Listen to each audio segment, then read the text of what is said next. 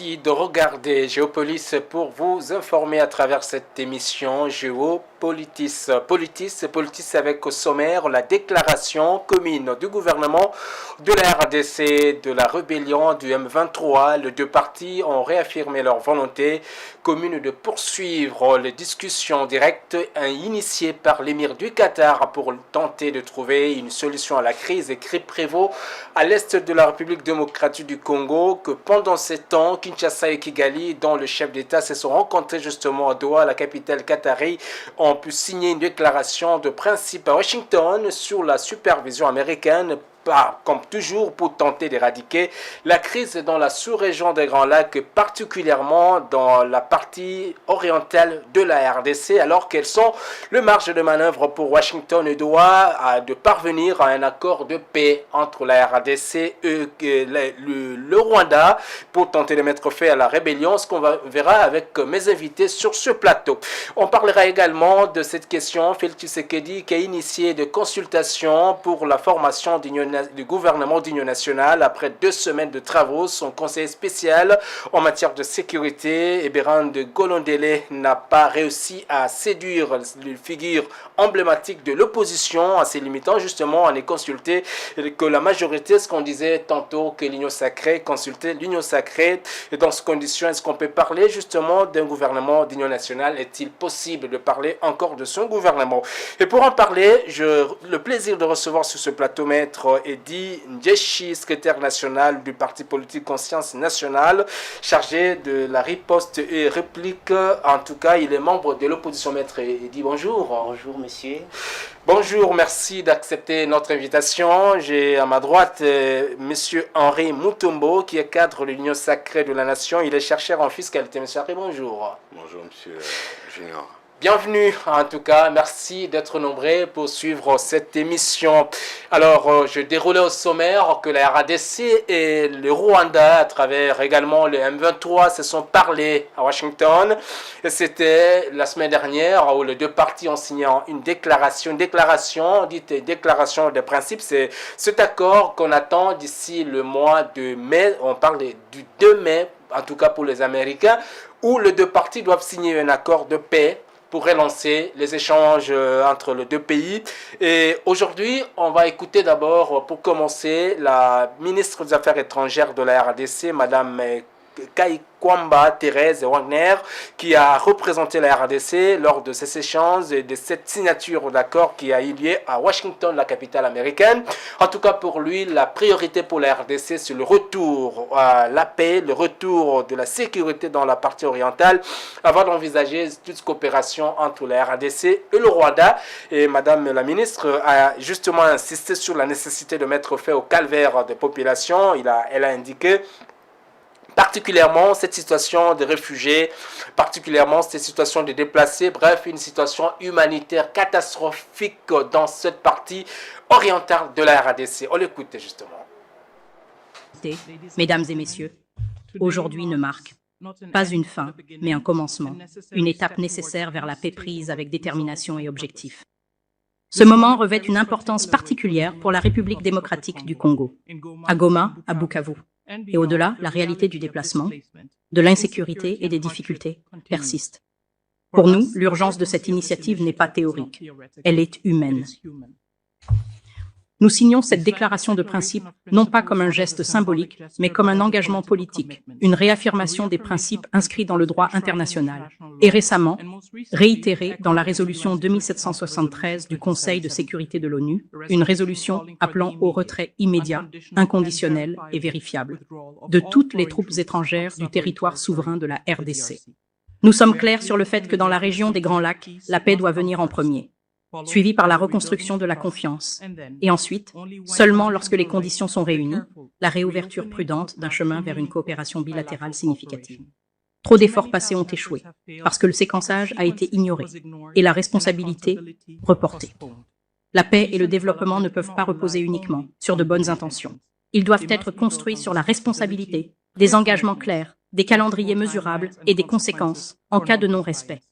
C'est la seule façon de restaurer la crédibilité, non seulement entre les États, mais aussi auprès des populations qui attendent que la paix devienne une réalité.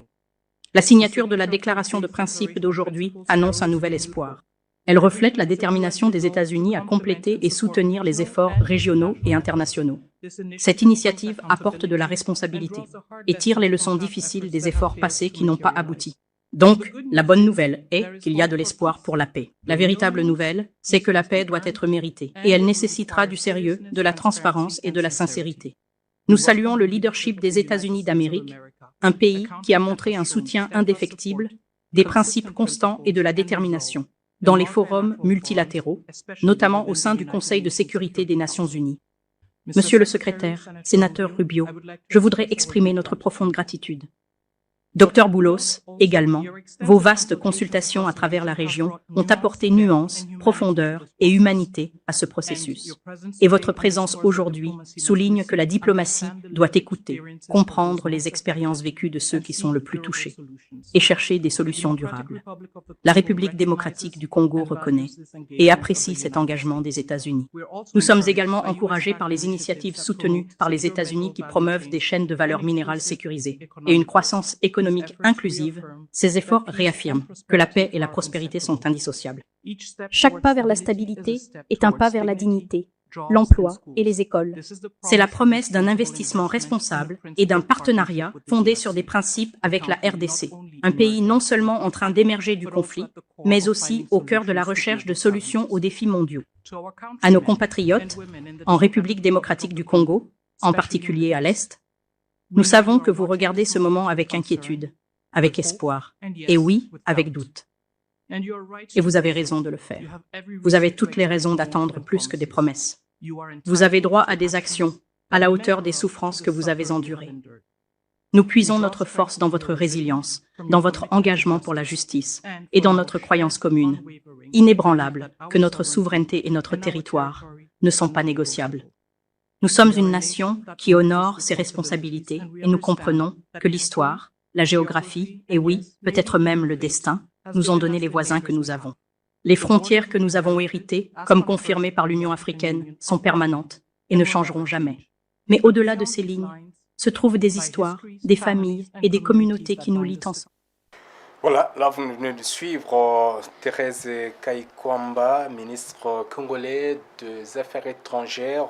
Elle parle plutôt d'une urgence humanitaire, le retour des réfugiés, la responsabilité, l'engagement, le respect surtout des calendriers et des engagements et la nécessité de contrôler si l'une des parties n'aurait pas respecté ses engagements. Maître Henri, Monsieur Henri Mutombo, d'emblée, est-ce qu'on s'attendait à cette signature? Est-ce que pour vous, comme certains le disent, c'est historique justement de voir la RDC se retrouver à Washington pour signer ces documents? Est-ce que c'est opportun? L'opportunité semble que c'est déjà prouvé. Est-ce que c'est historique pour vous?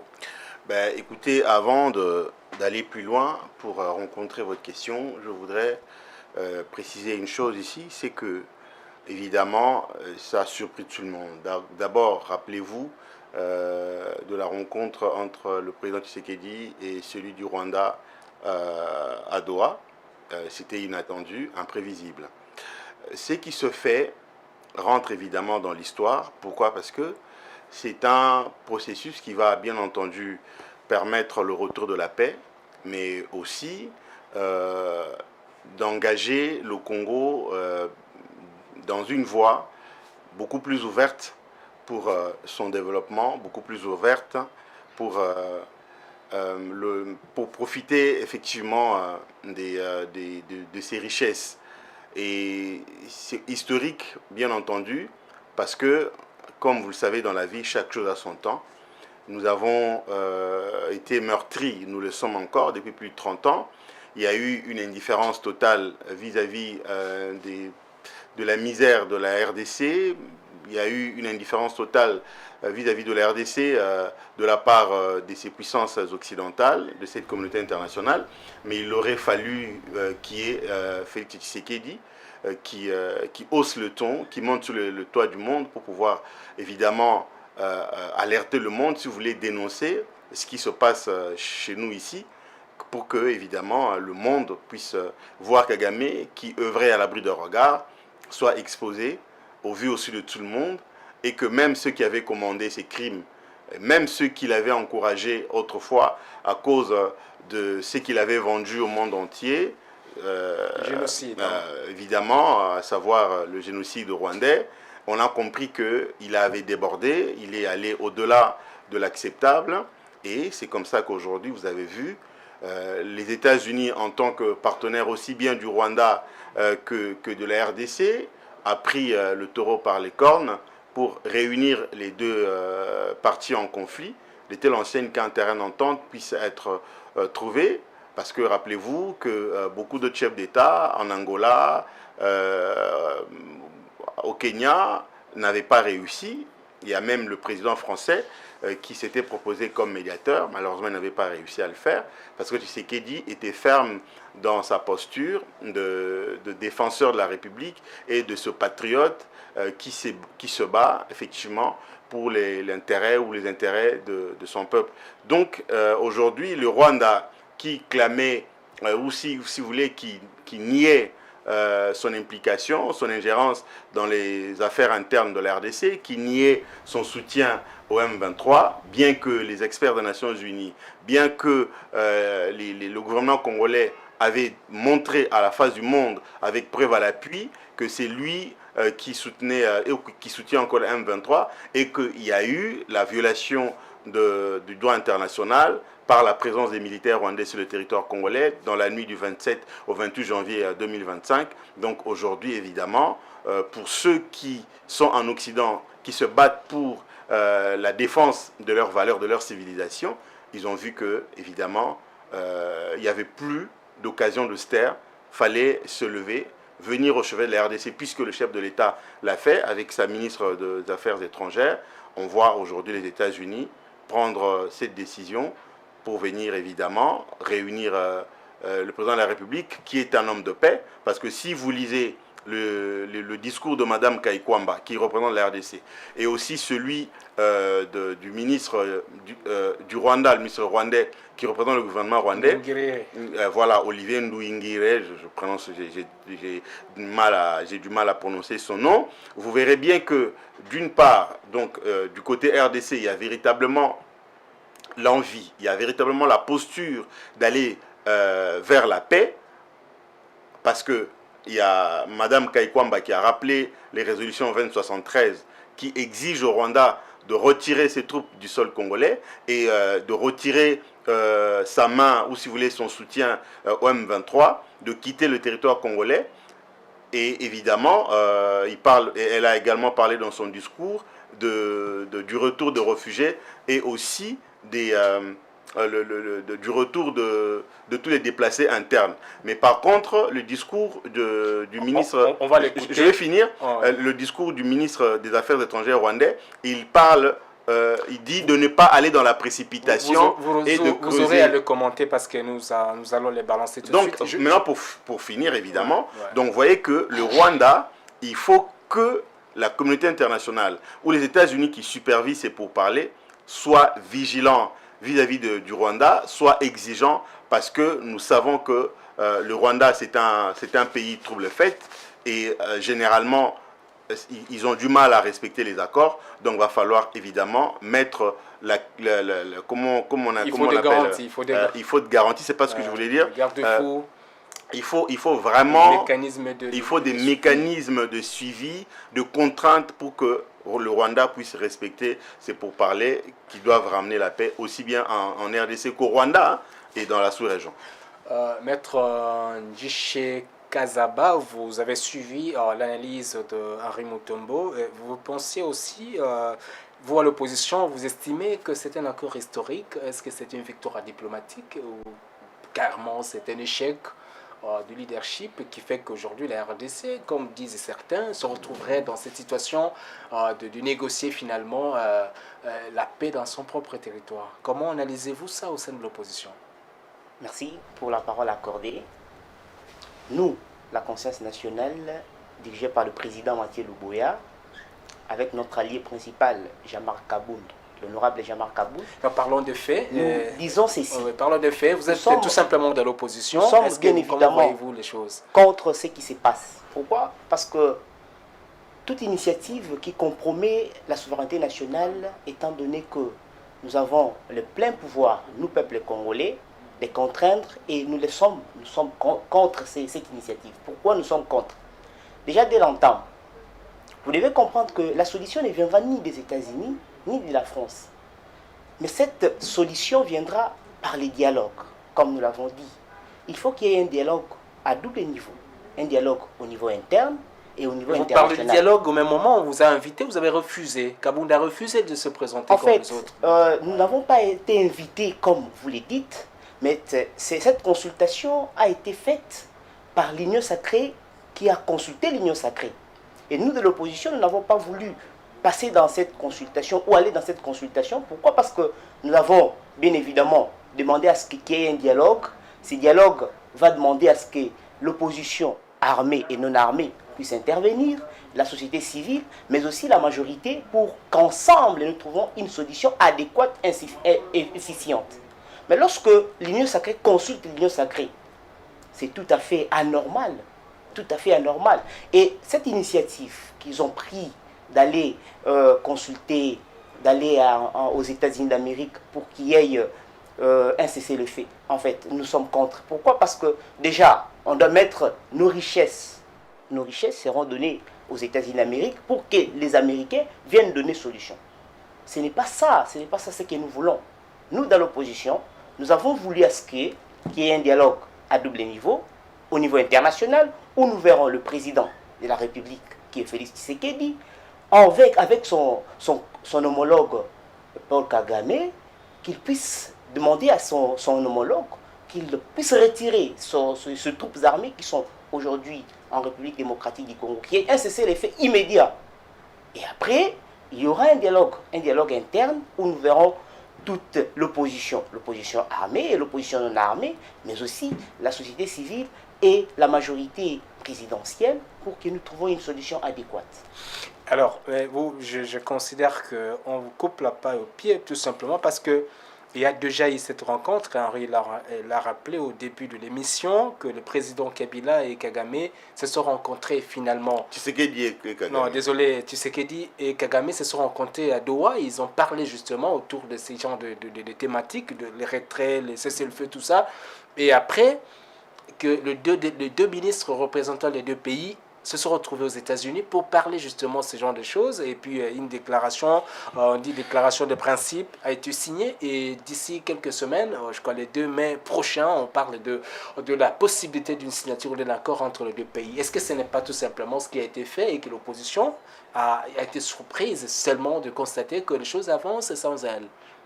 En fait, comme je viens de le dire ici, nous sommes un État souverain. Est-ce que c'est différent ce qui a été fait aujourd'hui, la rencontre qui a eu lieu à Doha, oui, et ce qui aurait dû être fait selon l'opposition? Je venais de dire ici que nous sommes pour toute initiative qui va donner solution, qui va donner la paix en République démocratique du Congo. Mais nous sommes contre toute initiative qui va compromettre la souveraineté nationale. Pourquoi? Mais pendant ce temps, vous aviez eu, l'autre fois, il y a eu des Chinois qui travaillaient depuis le président Kabila. Les Chinois contrôleraient aujourd'hui autour de 70% du secteur minier de la RDC. Ils sont partout et ça n'a jamais posé un problème. Aujourd'hui, on veut ouvrir tout simplement les marchés pour qu'au-delà de la Chine, que d'autres partenaires, d'autres investisseurs qui ont de moyens pour exploiter également dans les secteurs. Mais pourquoi est-ce que ça doit poser problème? Parce que ce sont les Américains. Ça doit poser problème. Pourquoi? Parce que déjà les dirigeants, vous devez comprendre que nos dirigeants ont toujours tendance à détourner les deniers publics. Et lorsque ces moyens viendront, et tous ces moyens seront détournés. Non, ce n'est pas des moyens qu'on donne aux individus. Non, pas nécessairement. L'argent qu'on injecte dans déjà, les secteurs, oui. Sur les investisseurs, ils vont payer leurs taxes et finalement, il y aura des accords sur le plan militaire. En payant les taxes, ouais, vous comprendrez avec moi que ces taxes-là seront détournées. Les moyens-là seront détournés. Et étant donné que les hommes qui sont à la suprématie ont toujours tendance à détourner, aucune solution sera donnée. Pourquoi? Parce que ces guerres ou ces manœuvres seront toujours Bon, on va y revenir avec Henri Mutombo, mais avant de lui donner la parole, j'aimerais qu'on écoute cette fois-ci, on suive cette fois-ci Olivier Ndurugirie, le ministre rwandais des Affaires étrangères, en marche justement de cette signature de la déclaration de principe aux États-Unis. Le chef de la diplomatie rwandaise a parlé, il a indiqué justement les priorités sécuritaires du Rwanda, notamment le retour de réfugiés. On parle de beaucoup de millions, de plusieurs milliers de réfugiés congolais qui se retrouveraient au Rwanda et vice-versa. Et on parle également de cette question de FDLR ou qui serait une menace sécuritaire pour le Rwanda. Et pour Kigali, pour le représentant du Rwanda, il fallait, ce sont les causes profondes. Ce sont les causes profondes de la crise sécuritaire à l'est de la RDC qu'il faut solder avant de parler coopération entre les deux pays. On suit plutôt le ministre des Affaires étrangères du Rwanda. Merci. Bon après-midi. Au nom du président Paul Kagame et du gouvernement du Rwanda, je veux commencer par remercier le président Donald Trump pour avoir permis un véritable changement dans la conversation sur la manière de résoudre la situation dans l'est de la République démocratique du Congo, menant à la signature de la déclaration de principe aujourd'hui. Je remercie le secrétaire Marco Rubio et le gouvernement des États-Unis de nous avoir accueillis. Et je salue le rôle positif joué par le conseiller principal Massad Boulos et son équipe, ainsi que d'autres responsables, dans les progrès significatifs réalisés jusqu'à présent. Aujourd'hui, nous parlons des véritables enjeux, des causes profondes, qui doivent être abordées pour parvenir à une paix durable dans notre région. Cela inclut, avant tout, la sécurité, ainsi que le retour des réfugiés.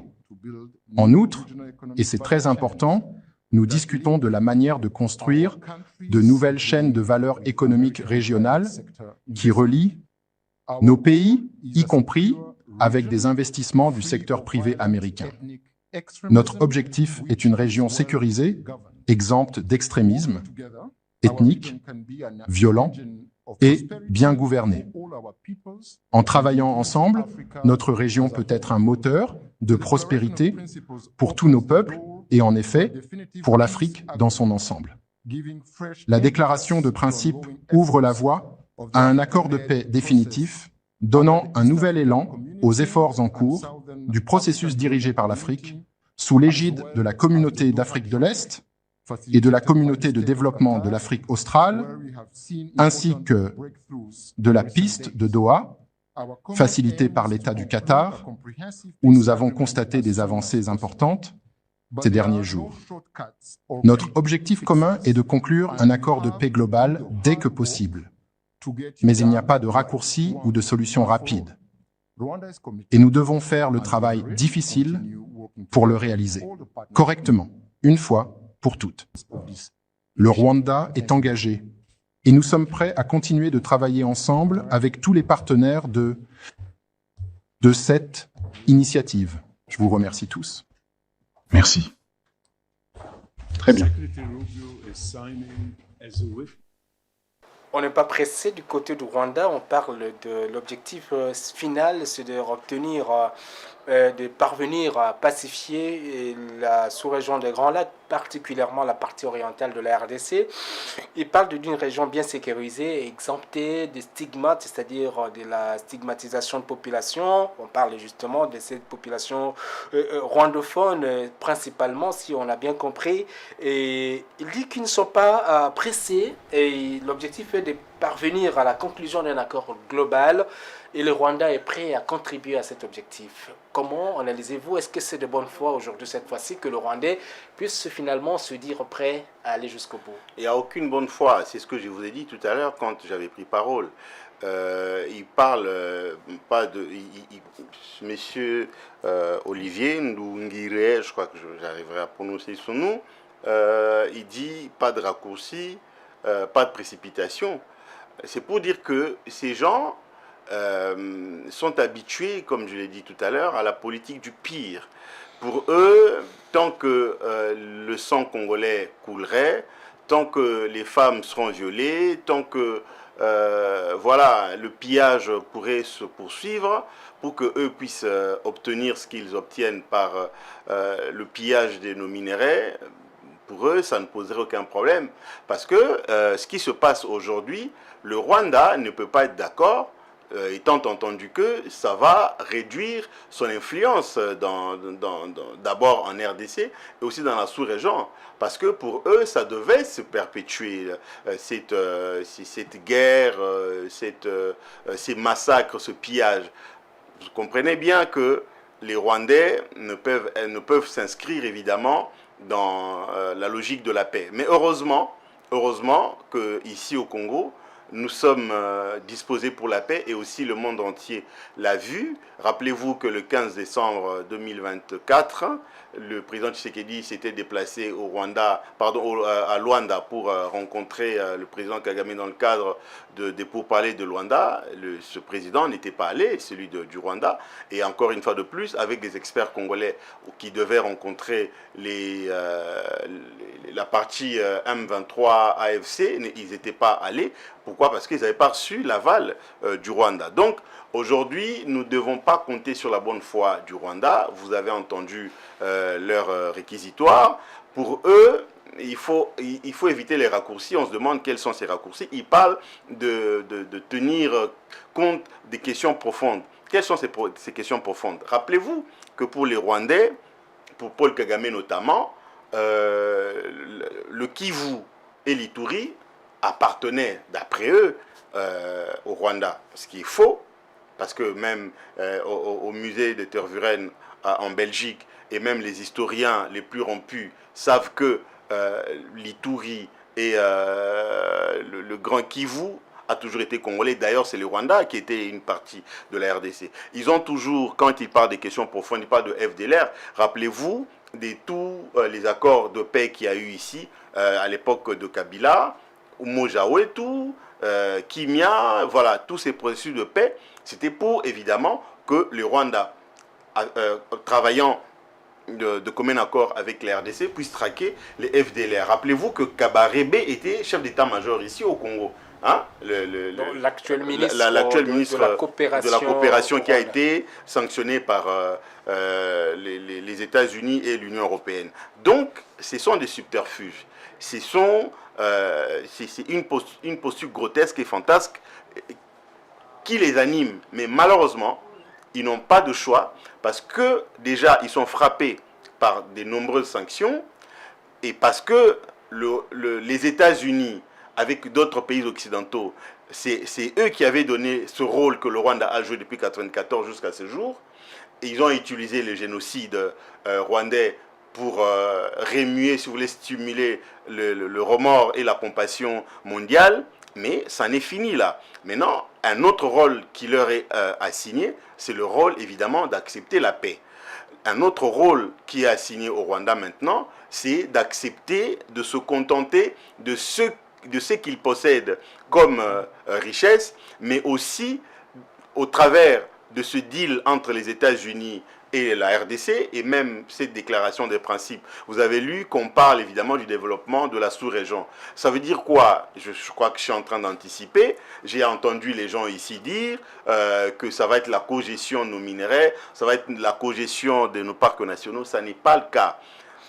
En tout cas, le document n'est pas encore disponible. Ce n'est pas encore disponible. Non, au regard de ce qui est écrit dans la déclaration de principe, j'ai suivi certains de vos confrères journalistes et d'autres Congolais également qui n'ont pas compris la quintessence, qui n'ont pas creusé pour comprendre la profondeur de ce qui a été dit. Ils pensent que quand on va avoir les 3T, on va avoir l'or, on va avoir le coltan et autres, dans un seau par exemple, on dit Rwanda, prenez votre part, elle est là. Les États-Unis, prenez votre part, et la part de la RDC, là où la part des Ougandais. C'est pas ça. J'ai expliqué tout à l'heure chez un de vos confrères pour dire, d'abord, comprenez le statut de la RDC. Frantz Fanon a dit, le Zaïre à l'époque, l'Afrique, pardon, a la forme d'un revolver dont la gâchette se trouve au Zaïre, Congo aujourd'hui. Donc, c'est le développement de l'Afrique, j'allais dire, dépend de son puissant moteur, qui est la RDC. Donc aujourd'hui, la paix qui revient en RDC, les investissements américains qui arrivent vont permettre, bien entendu, à tous les peuples, non seulement de la RDC, mais aussi de la sous-région, de profiter de cette manne, de cette puissance économique, de cette richesse qui va être créée. Ça veut dire quoi? Ça veut dire qu'il va y avoir des effets d'entraînement économique. Puisque quand le Congo se développe, les Rwandais pourraient venir travailler ici, il n'y a pas de problème. Quand le Congo se développe, quand il y a des industries, tout ce qui sera produit ici va avoir des effets d'entraînement, aussi bien au Rwanda, aussi bien en RDC qu'au Rwanda, qu'en Ouganda et même en Angola. Voilà. Vous comprenez? Donc, ce puissant moteur du développement de l'Afrique, c'est le Congo, et nous devons souhaiter que le Congo se relève de telle enseigne que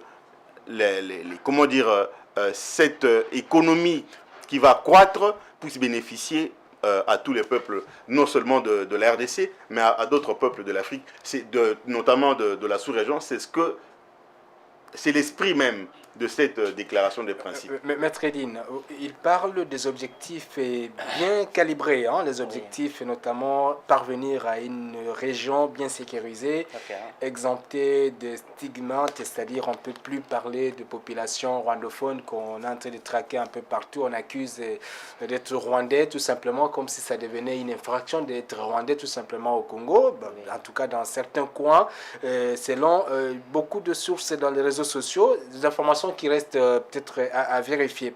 Alors, on parle de la conclusion d'un accord de paix global. Les Rwandais sont prêts à accompagner ce principe. Est-ce que vous pensez que cette fois-ci, c'est la bonne? Parce que, Henri a rappelé que dans ce pays, on a assisté à la signature de beaucoup d'accords où les Rwandais sont venus, ils ont traqué l'FDLR sur les sols congolais, sous le président Kabila. Les Rwandais ont signé beaucoup d'accords de coopération avec la RDC. Finalement, on se rend compte que les choses n'évoluent pas. Et à la fin de compte, vous avez des rébellions qui continuent. On accuse toujours le Rwanda d'alimenter toutes ces rébellions. En effet, on doit comprendre qu'on ne dirige pas un pays sous émotion, en premier lieu. Le régime en place a bien évidemment dit ici qu'il ne collabora jamais avec les pantins. Mais dernièrement, ils étaient ensemble, ils se sont vus pour signer un accord avec les pantins. Et ce même régime viendra. Il n'y a pas encore l'accord qui est signé avec les M23. Il y a des négociations. Il y a des négociations, allais-je dire. Il n'y a aucun accord signé avec Il y a des négociations qui s'effectuent avec les M23 et les AC. C'est déjà quelque chose qui démontre que le pouvoir en place a des tâtonnements. Il y a des tâtonnements au sommet de l'État. Et quand il y a tâtonnements au sommet de l'État, ça prouve l'insuffisance des dirigeants.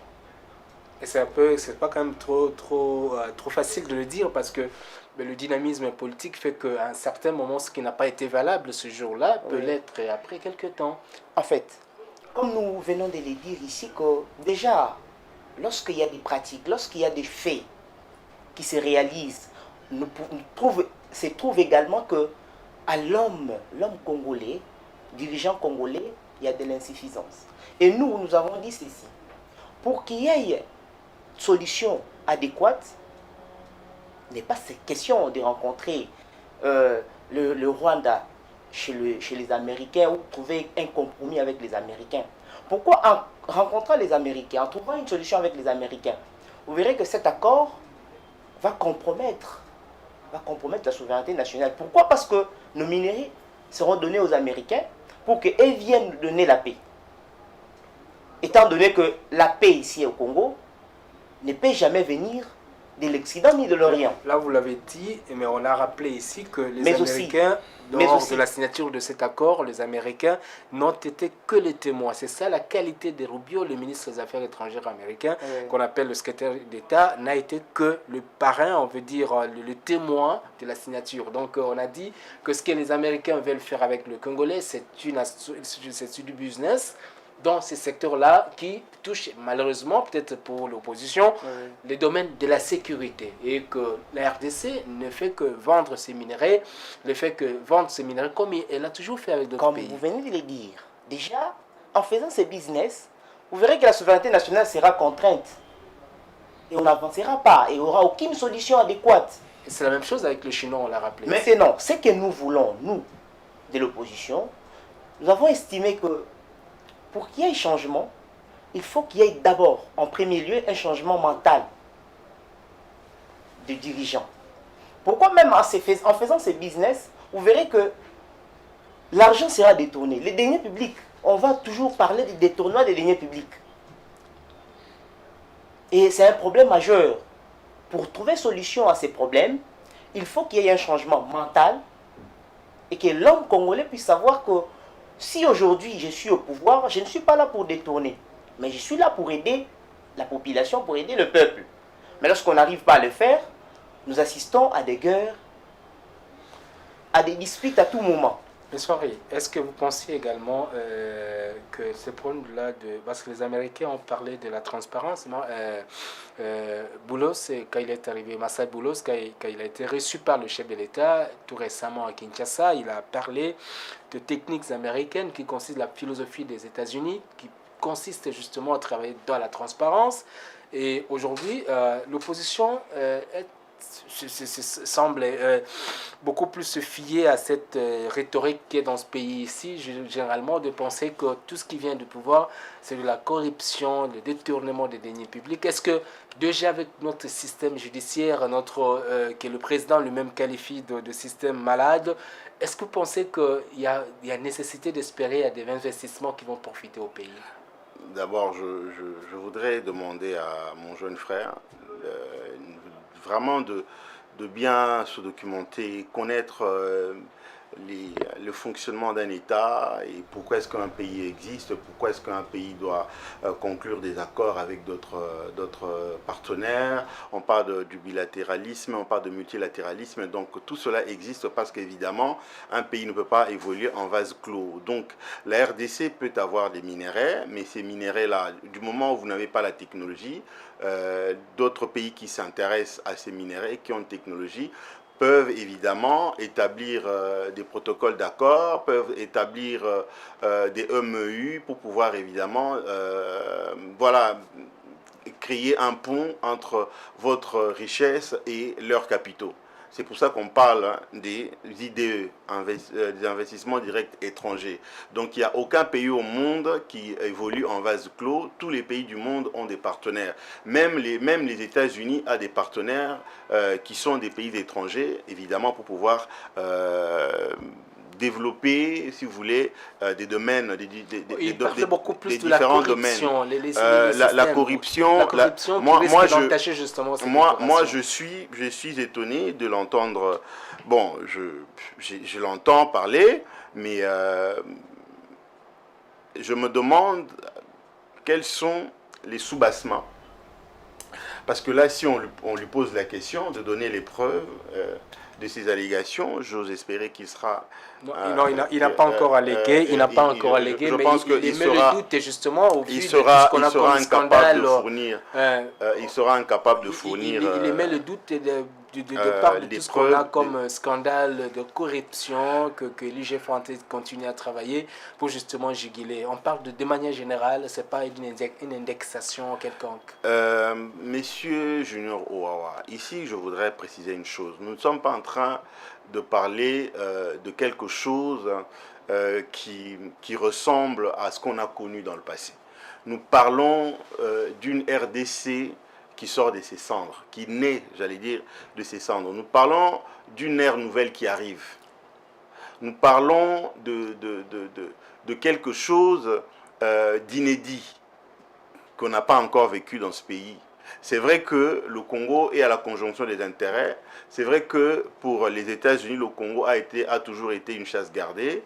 Mais les États-Unis qui se rendent finalement compte qu'ils avaient perdu la RDC. Parce que rappelez-vous que Tenke Fungurume était américain avant qu'il ne soit vendu aux Chinois. Alors, ne pensez pas que ces Américains qui vont apporter leurs capitaux vont venir pour la beauté des dirigeants congolais. Il y a des conditions qui sont posées. C'est pour ça que vous avez vu, il y a la mise en place du tribunal pénal, économique et financier. C'est dans le processus de ce deal. Alors, C'est pour ça que vous avez vu, il y a le renforcement évidemment de l'IGF que vous venez de mentionner. Ne pensez pas que le Congo va rester, je sais que même le président de la République, nous tous, nous avons fustigé l'attitude, je dirais, corruptible de certaines brebis galeuses qui sont dans la famille politique. Mais ce qui arrive impose une attitude responsable, impose une attitude évidemment républicaine, de droiture, d'intégrité et également de cohérence. Alors, attendons voir ce qui va se passer. Il ne faut pas mettre la charrue devant le bœuf pour dire il y aura corruption, il y aura détournement de fonds, parce que même ceux qui parlent de détournement de fonds, si on leur demande de fournir les preuves de leurs allégations, ils sont incapables de le faire. Donc aujourd'hui, nous devons saluer ce qui est arrivé ou ce qui va arriver, parce que ça impose la paix. Vous savez, quand vous êtes dans une famille, vous vivez dans un environnement où tous les voisins vous menacent ou vous jettent les pierres sur votre toit, ce que vous attendrez de pied ferme serait la paix, pour qu'évidemment vous puissiez avoir des relations de bon voisinage avec les autres. C'est ce que les Congolais, surtout ceux qui sont à l'est de la République, attendent. Et vous êtes journaliste, posez la question, vous allez voir, vous allez constater avec moi que au nord Kivu, au sud Kivu, en Ituri, ses compatriotes ont salué cette signature de déclaration des principes. Vous allez constater avec moi que les Congolais, de manière générale, attendent des pieds fermes l'aboutissement de ce processus, parce que cela va ramener la paix, parce que cela va permettre que définitivement que cette guerre finisse et qu'on passe à autre chose, que le Congo qui a été mis sur la trajectoire de son destin par le président de la République puisse retrouver évidemment les moyens de son défi à relever, à savoir le leadership de l'Afrique. Voilà, je vous redonne la parole, maître Edine, mais avant de donner la parole, j'aimerais qu'on conclue justement cette thématique-là de la déclaration de principe signée à Washington entre Kinshasa et Kigali, avec l'explication du professeur Georges Poité-Douné, qui est spécialiste en relations internationales, il est spécialiste d'études internationales de coopération.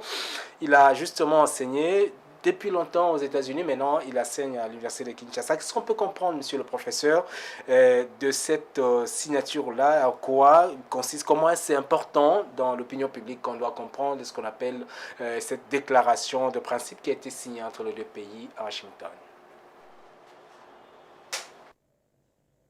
D'aucuns se posent beaucoup de questions sur le dernier accord qu'il y a eu entre le Rwanda et le Congo, sous le leadership des États-Unis, avec le secrétaire d'État Marco Rubio. Pour comprendre les véritables enjeux de cet accord, il faut tout simplement passer par les objectifs de chaque groupe. Qu'est-ce qu'ils veulent réellement atteindre? Les États-Unis veulent certainement mettre en place, n'est-ce pas, un processus de paix qui soit sous-régional, c'est-à-dire qu'on ne doit pas avoir des gens qui se sentent délaissés dans le processus de paix en cours.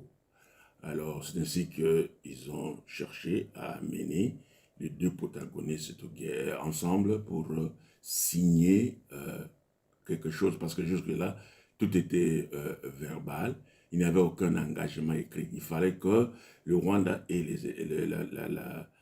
le Congo s'engagent par écrit pour une paix durable. C'est ça ce que l'Amérique était en train de poursuivre. Le Rwanda, son problème, c'est que il se demande maintenant, à la fin de ce processus, en fait, qu'est-ce qu'ils vont devenir. C'est leur futur maintenant qui est complètement en jeu. Ils voudraient avoir des assurances. Qu'est-ce qu'ils vont devenir à la fin du processus. Alors, il faut maintenant lire ce que notre ministre des Affaires étrangères a dit, et elle a mentionné 3 éléments très importants. Elle a d'abord félicité, n'est-ce pas, remercié les États-Unis pour leur leadership, et puis elle a dit que les principes qu'on est en train de signer puissent aboutir effectivement à une paix durable, parce que jusque-là, il y a eu beaucoup de processus, il y a beaucoup de pourparlers, on a abouti à rien de concret. C'est ça son premier message. Deuxième message, elle a dit que il faut qu'on puisse reconstruire la confiance mutuelle qui a été détruite pendant 3 décennies dans la sous-région. Il n'y a pas de confiance, surtout entre le Rwanda et le Congo. Il n'y a plus de confiance mutuelle. C'est seulement après avoir reconstruit cette confiance mutuelle qu'on peut arriver, n'est-ce pas, à la réouverture maintenant des relations bilatérales éventuelles, n'est-ce pas, entre le Congo et le Rwanda. Parce que c'est ça, en fait, le grand souci, n'est-ce pas, du Rwanda, parce qu'ils ne savent plus à quoi s'en tenir avec toutes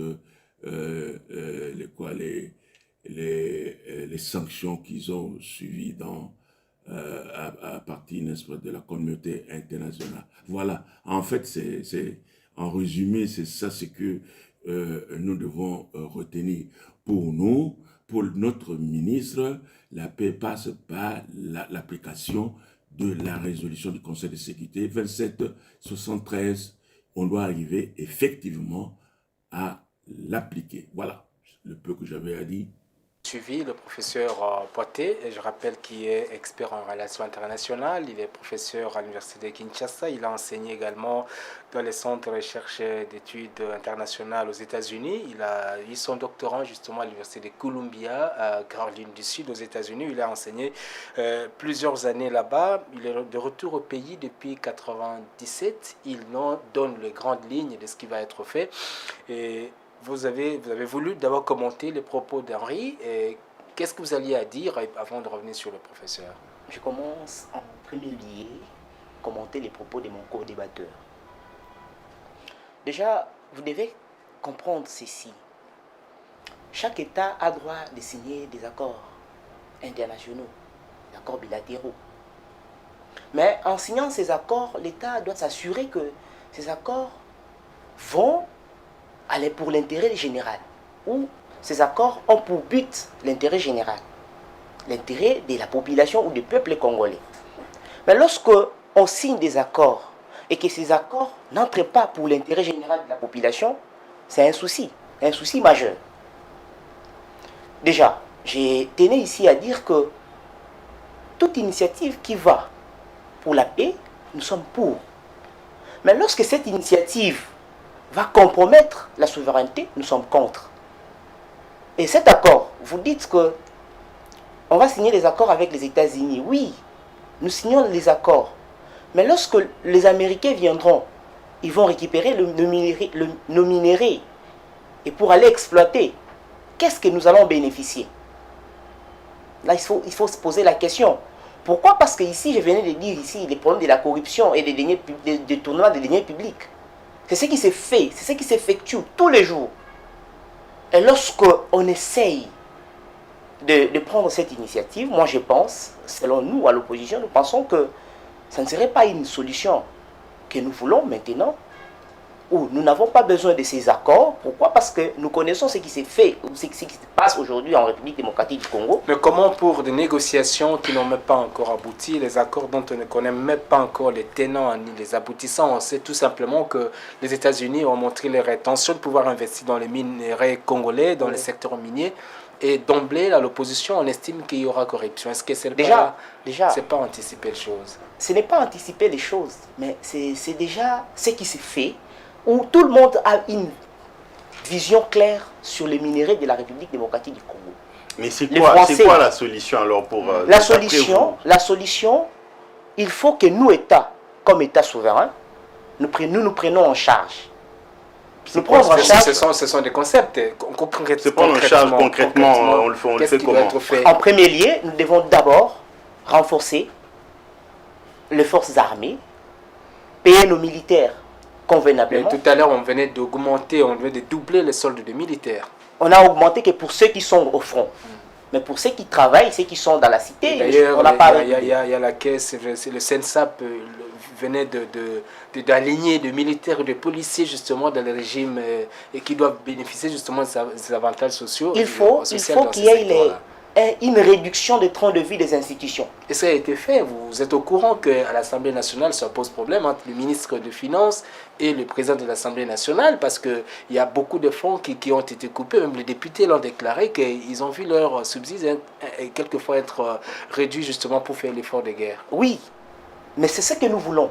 Nous voulons c'est ce qui est fait aujourd'hui. Mais ce n'est pas fait de manière, je dirais, de manière claire parce que jusque-là, on n'a pas encore trouvé un compromis ou une solution adéquate. Parce que c'est quelque chose, c'est un projet. C'est un projet qui n'est pas encore réalisé jusque-là. Et comment ça résout le problème de la guerre, de la sécurité? Comment ça doit résoudre le problème de la guerre? Justement, le simple fait de faire ça, comment ça doit résoudre le problème de la guerre? Déjà, ceux qui sont partis, vous devez savoir que ce sont des frustrés. Ce sont nos Congolais, nos propres frères congolais qui sont partis. Pourquoi? Parce qu'ils sont frustrés. Le pouvoir en place n'arrive pas à mettre les moyens. Qui sont partis où?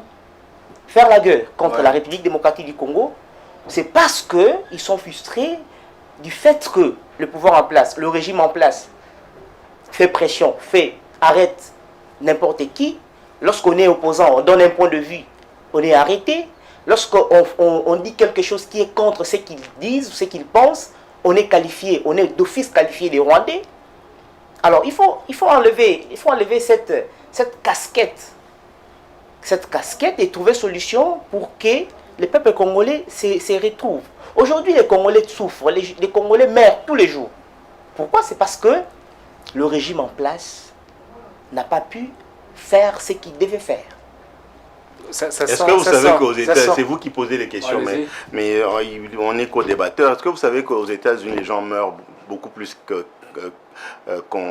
qu'ils en meurent ici? Là, c'est être méchant. Mais non, si vous plaît. Là, c'est être méchant lorsque vous dites qu'aux États-Unis, les gens meurent plus que ceux qui sont... Mais bien sûr, mais allez-y, c'est pour ça que je vous ai dit, il faut vous documenter pour savoir comment les choses se passent. Mais j'ai mes documents déjà. Mais oui, mais j'ai mes documents déjà. Allez, vous avez un smartphone, regardez dans votre... Et vous êtes déjà documenté sur les morts à l'est de la République démocratique du Congo. Je vous dis, les morts à l'est de la RDC n'est pas... provoqué par le régime en place. Donc, je vais vous apprendre ou vous rappeler que ceux qui meurent à l'est de la RDC meurent parce qu'il y a une guerre d'agression. C'est parce que on a, comment dire, notre solidarité témoignée aux Rwandais a été sabotée. Vous comprenez? Parce que c'est depuis 1960, d'abord 74, et 76, quand l'AFDEL est venu, a commencé sa rébellion jusqu'en 97 pour arriver ici. Et c'est depuis que cette région est déstabilisée. Donc c'est depuis cette époque que l'Est de la RDC est écumé par les rébellions. Ça n'est jamais par les faits du régime actuel. En fait, donc, s'il vous plaît, je vais finir, cher frère. Donc, ça n'est jamais de la mauvaise gouvernance, comme vous le prétendez, du régime Tshisekedi. Non, c'est une planification faite de l'extérieur, et le Rwanda a été bel et bien choisi comme cheval de Troie, comme sous-traitant pour exécuter ce plan de la déstabilisation et du démantèlement de la RDC. Alors j'enchaîne. Avez-vous lu depuis 1994 l'article 51 de la Charte des Nations Unies? S'il vous plaît, c'est depuis 1994 qu'on tue à l'est de la RDC. Tshisekedi n'était même pas encore au pouvoir. Donc arrêtez de distiller. Je vous dis ceci. Arrêtez de distiller. Je vous recommande de lire l'article 51 des Chartes des Nations Unies. Qui dit quoi?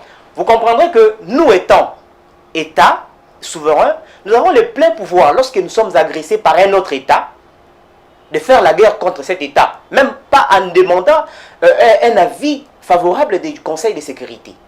C'est ce que nous n'avons pas fait. Nous avons démontré l'incompétence totale, État. Nous ne devons pas arriver à ce niveau. Et ça, c'est Tshisekedi. Déjà, oui, lorsqu'il y a agression, qu'est-ce qu'on devait faire? État. on devait, bien évidemment, se défendre. Mais nous avons démontré l'incapacité de dire que nous ne pouvons pas prendre des armes contre le Rwanda parce que jusque-là, le militaire rwandais sont sur le sol congolais. En tout cas, nous ne pouvons pas. En tout cas, lors de la déclaration de cette insurrection, je veux dire, de cette rébellion à l'est de la RDC, le chef de l'État l'a dit, d'ailleurs, sous Kabila aussi, c'était la même chose. Le président Kabila a dit que la guerre était sur beaucoup de fronts, notamment le front politique, front diplomatique, front militaire. On a ajouté maintenant le front économique et aussi le front communicationnel. Tous ces fronts sont, en tout cas, c'est une notoriété publique exploitée par le pouvoir en place. Henri, je termine par vous avec cette question de quoi le professeur parle du processus régional. C'est exactement ce que le ministre des Affaires étrangères rwandais l'a dit et il précise également que le Rwanda est un peu inquiet de son avenir si jamais il y a un compromis général qui est trouvé dans la stabilisation de la RDC. Vous pensez que c'est un argument qui tient la roue aujourd'hui? Oui, je l'ai dit. Quand le professeur parlait, j'ai vu que vous étiez en train d'acquiescer ce que j'ai dit avant que lui ne prenne la parole. Parce que le Rwanda avait vu un rôle lui être confié. C'est celui de déstabiliser la RDC pour le pillage de nos minerais. Alors, les mêmes États-Unis, rappelez-vous, c'était sous l'ère Bill Clinton, accompagné de Tony Blair en Angleterre, qu'il y a eu évidemment ce triangle États-Unis, Rwanda, Grande-Bretagne, associé à cela d'autres puissances occidentales, parce qu'ils en ont tous profité. Mais aujourd'hui, avec l'arrivée de Trump, on change de stratégie, on change de vision. Au lieu de passer par la fenêtre, avoir le statut de receleur, comme le président l'avait dit, ils viennent maintenant par la grande porte en signant un deal, ou si vous voulez, en envisageant de signer un deal qui va permettre qu'on entre par la grande porte. En ce moment-là, le Rwanda ne se contentera que de ces effets d'entraînement, comme je l'ai dit tout à l'heure, et le Rwanda ne se contentera que des appuis budgétaires qui lui ont toujours été accordés par les Nations Unies, par les États-Unis, l'Angleterre et toutes les autres nations qui lui accordent évidemment les appuis budgétaires pour sa survie. Ce n'est pas la fin, nous chutons vraiment la fin de cette émission. On va la terminer par cette lecture de la déclaration du gouvernement de la République démocratique du Congo avec les délégués de l'Alliance Fleuve Congo, M23, c'est-à-dire la rébellion, qui se sont rencontrés pendant beaucoup de jours à Doha. Nous sommes au Qatar, où les deux parties se sont déclarées officiellement leur intention de pouvoir poursuivre les discussions pour la résolution de la crise politique et sécuritaire dans laquelle la RDC se trouve. Malheureusement, il y a déjà des petits problèmes. On parle de violation justement d'un cessez-le-feu immédiat qui avait pourtant été déclaré. On écoute plutôt cette lecture de la déclaration avec nos confrères de la RTNC et qui justement montre les intentions de deux parties de pouvoir se parler pour un dénouement de la situation. À présent, la déclaration conjointe des représentants de la RDC et de l'Alliance Fleuve Congo, mouvement du 23 mars AFC M23, dans un esprit de compréhension mutuelle et de volonté commune de résoudre le conflit par les moyens pacifiques des représentants de la République démocratique du Congo et de l'AFC M23 ont tenu des pourparlers de paix facilités par l'État du Qatar. Après des discussions franches et constructives, les représentants de la République démocratique du Congo et de l'AFC M23 ont convenu de travailler pour œuvrer à la conclusion d'une trêve devant permettre l'instauration du cessez-le-feu effectif. D'un commun accord, les deux parties affirment leur engagement en faveur d'une cessation immédiate des hostilités, le rejet catégorique de tout discours de haine et d'intimidation et appellent toutes les communautés locales à respecter ces engagements. Les deux parties conviennent du respect des engagements précités qui ouvrira la voie à un dialogue constructif pour établir une paix durable en République démocratique du Congo et dans la région. Et ce dialogue portera sur les causes profondes de la crise en cours ainsi que les modalités pour mettre fin au conflit dans dans les territoires de l'Est de la République démocratique du Congo. Les représentants de la RDC et de l'AFC M23 s'engagent à respecter immédiatement ces engagements pendant toute la durée de pourparlers jusqu'à leur conclusion. Les deux parties appellent le peuple congolais, les chefs religieux et les médias à soutenir et à diffuser ce message d'espoir et de paix. Les représentants de la RDC et de l'AFC M23 expriment leur sincère gratitude à l'État du Qatar pour ses efforts continus et son engagement indéfectible à faciliter ces pourparlers de paix qui contribuent à faire progresser le dialogue et à promouvoir la compréhension mutuelle. Alors, Maître Edine, vous avez suivi cette déclaration commune. J'aimerais qu'on couple aussi avec cette question parce que la crise a été créé par moment, vous parlez de frustration et aujourd'hui on a exigé, le M23 a exigé le dialogue direct avec le gouvernement de Kinshasa, autant vraisemblablement vers la tenue de ces échanges directs parce que les deux délégations se sont rencontrées pendant plusieurs jours pour se parler. D'où la production de ces communiqués, de cette déclaration commune. Est-ce que vous pensez que c'est finalement, nous tendons vers le dénouement de la situation, au moins sur le volet interne, parce qu'on venait de parler du volet politique, du volet diplomatique? Merci. Nous, la conscience nationale du président Mathieu Luboya, nous avons ici détaillé en disant que ce qui se passe aujourd'hui en République démocratique du Congo, c'est douloureux. Ce n'est pas quelque chose de bien. Nous n'avons pas voulu que ça puisse se passer ainsi. Mais ça se passe parce que M. Félix Tshisekedi, qui était de la gauche avec nous, nous dans la gauche, nous prenons bien évidemment la justice sociale, l'égalité, la démocratie. Mais ce qui se passe n'est pas ce qui devait se passer dans la gauche. Raison pour laquelle nous avons bien évidemment pris l'initiative d'aller à l'opposition. Et en partant à l'opposition, nous avons constaté que même ceux qui sont partis, les Congolais qui sont partis faire la guerre, oui, c'est parce qu'ils sont contraints, ils ont vu que le pouvoir en place n'a pas respecté les consignes de la gauche. Est-ce que ce qui se fait est de nature à encourager justement le développement positif de ce qu'on va appeler le dénouement de la crise? C'est ça ma question, en une phrase, parce qu'on est vraiment à la fin de l'émission. Ce n'est pas ce que nous avons voulu. Nous avons voulu qu'il y ait un dialogue à double niveau. À double niveau plutôt, un dialogue au niveau international, ça s'effectue déjà. Un dialogue interne où nous verrons l'opposition armée, l'opposition non armée plutôt, la société civile et la majorité présidentielle puissent se réunir et trouver une solution adéquate. Pas discuter ou trouver une solution avec les M23 eux-mêmes, mais parler ou appeler toute l'opposition non armée qui nous sommes et d'autres personnes, mais aussi l'opposition non armée, mais aussi la société civile pour trouver une solution adéquate. Donc il y a encore du chemin. Henri, en un mot, aujourd'hui, le pouvoir de Kinshasa a parlé finalement avec le M23. Vous avez suivi la déclaration qui a été lue sur les antennes de la télévision nationale, le RTNC. Est-ce que vous pensez aujourd'hui que c'est déjà un bon signe vers la décadence, vers la sortie de crise, parce qu'on parlait chaque fois, même tous les rendez-vous dont vous avez parlé qui ont été avortés par moment, c'était dû du fait que le gouvernement était un peu hésitant et finalement il a accepté de pouvoir parler avec la rébellion directement. Messieurs Owawa, il faut remettre les choses dans le contexte. Le gouvernement, notamment le président de la République, est resté ferme dans sa position de considérer que ceux qui ont tué ne peuvent nullement faire partie de la recherche de la paix.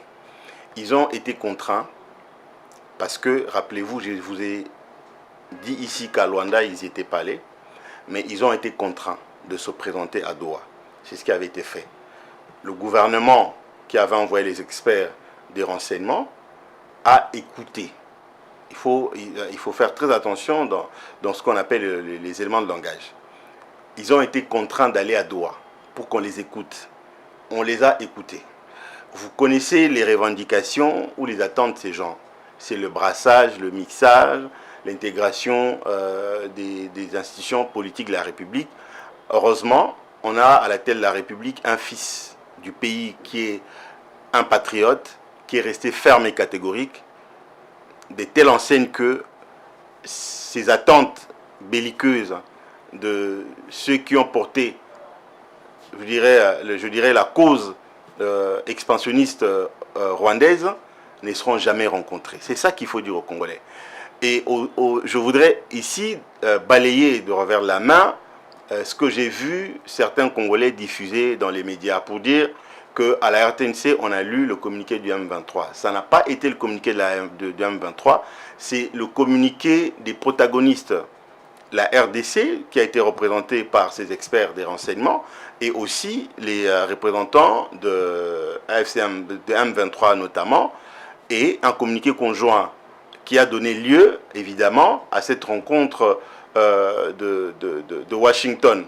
Alors, ici, les gens doivent comprendre une chose, c'est que le président de la République avait exigé de rencontrer Kagame, de parler avec lui seul, parce qu'il considère que le M23, c'est une coquille vide. Et celui que vous avez vu à Doha, c'était pas Bisimwa ou Nanga, c'était Kagame. Et celui qu'on a vu à Washington, c'était pas non plus Bisimwa ou Laurence Kanyuka ou n'importe qui de ce conglomérat d'aventuriers, de ces pantins du Rwanda. On a vu le ministre rwandais lui-même représentant son pays à ses pourparlers. Parce que si le Rwanda n'était pas responsable... On parle justement de ces négociations. Je vais conclure. Si le Rwanda n'était pas l'agresseur, pays agresseur, si le Rwanda n'avait pas reconnu sa responsabilité, même les États-Unis ne lui auraient pas demandé de venir là. On allait bien entendu exiger que la RDC se mette autour de même table avec les Nanga et autres. Mais donc, on a vu les échanges de Doha entre Kinshasa et la rébellion étaient un pas vers la bonne direction. Est un pas vers la bonne direction parce que la paix leur est imposée. Eux, ils sont dans la dimension de la guérilla, ils sont dans la dimension du pillage, mais étant entendu que la souveraineté de la RDC, ça je dis à mon frère et dit ici, que la souveraineté de la RDC est bel et bien respectée, nous devons nous départir de cette pensée parfois qui anime certains Congolais pour croire que ce que fait le régime ou ce que fait le gouvernement est fait par des gens qui veulent vendre la République, et ce que vous dites, vous qui êtes de cette opposition archaïque, vous pensez que non, c'est pas une opposition archaïque. Oui, c'est une opposition archaïque et vétuste. Ils sont pas rentrés dans l'ère actuelle. Comment est-ce que les choses évoluent? Il faut lire la Constitution. En lisant la Constitution, vous n'aurez pas cette connotation ou cette casquette de dire ce que vous dites là. C'est une vraiment opposition archaïque et vétuste. Non, donc, ce n'est pas une opposition archaïque. Je voudrais conclure. C'est vous qui êtes dans... Je voudrais conclure pour dire vous qui êtes dans un régime qui sabote, un régime qui n'arrive pas à respecter surtout ses engagements.